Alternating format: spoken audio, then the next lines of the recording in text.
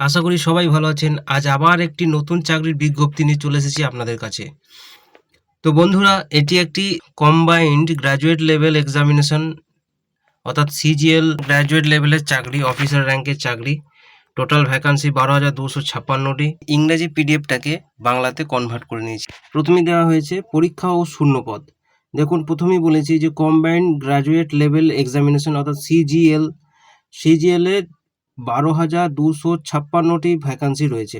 Combined graduate level examination 2026 এর মাধ্যমে ভারত সরকারের বিভিন্ন মন্ত্রক, বিভাগ এবং সংস্থায় গ্রুপ বি এবং গ্রুপ সি পদে কর্মী নিয়োগ করা হবে। মোট সম্ভাব্য শূন্যপদ আনুমানিক 12,256টি। ভবিষ্যতে এই সংখ্যা বাড়তে বা কমতে পারে। তো বুঝতে পেরেছেন, ভবিষ্যতে কিন্তু এই সংখ্যা বাড়তেও পারে, আবার কমতেও পারে। তো গুরুত্বপূর্ণ তারিখসমূহ কি? অনলাইনে আবেদন শুরুর তারিখ 21শে মে 2026। আবেদন করার শেষ তারিখ 22শে জুন 2026 রাত 11টা পর্যন্ত। অনলাইনে ফি জমা দেওয়ার শেষ তারিখ 23শে জুন 2026 রাত 11টা পর্যন্ত।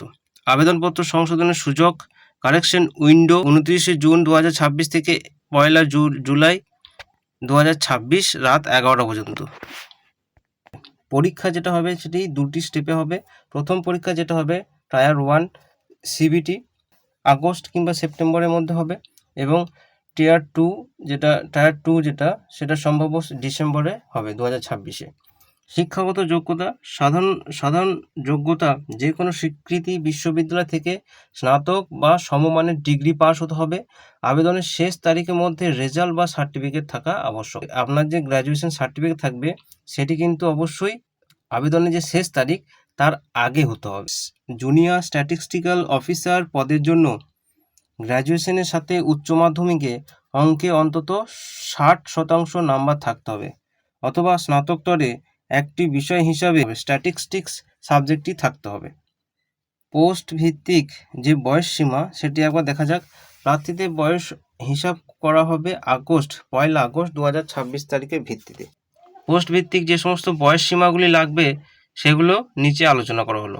18 থেকে 27 বছর পর্যন্ত যে সমস্ত পোস্টের জন্য আপনাদের বয়স লাগবে সেগুলো হলো auditor, accountant, junior accountant, postal assistant, sorting assistant.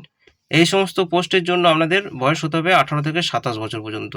এবং 2/8/1999 থেকে 1/8/2008-এর মধ্যে যদি আপনাদের জন্ম তারিখ হয়ে থাকে তাহলে আপনারা এই সব পদের ক্ষেত্রে আবেদন করতে পারবেন।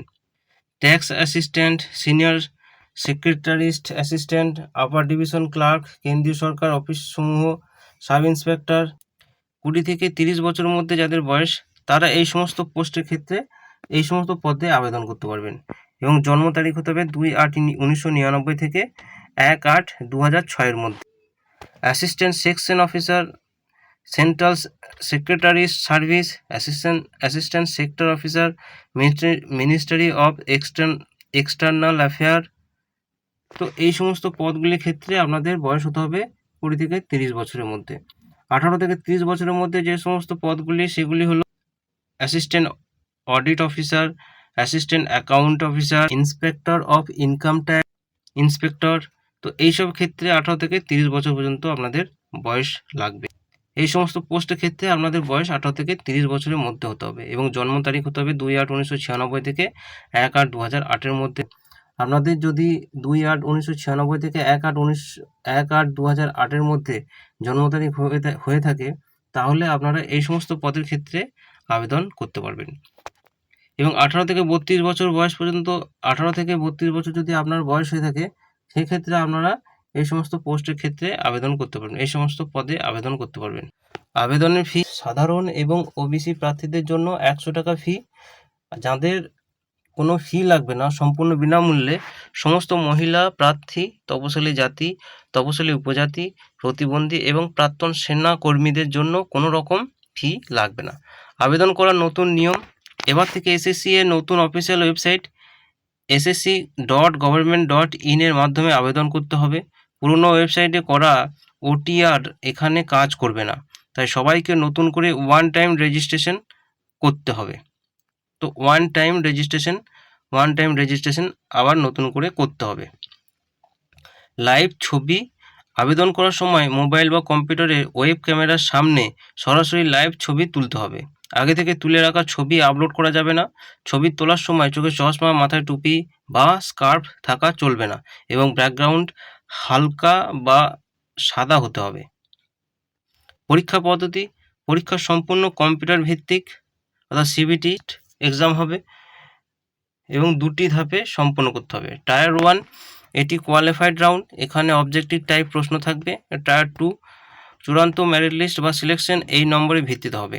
এতে অবজেক্টিভ পেপারগুলির পাশাপাশি কম্পিউটার নলেজ টেস্ট এবং ডেটা এন্ট্রি স্পিড টেস্ট নেওয়া হবে।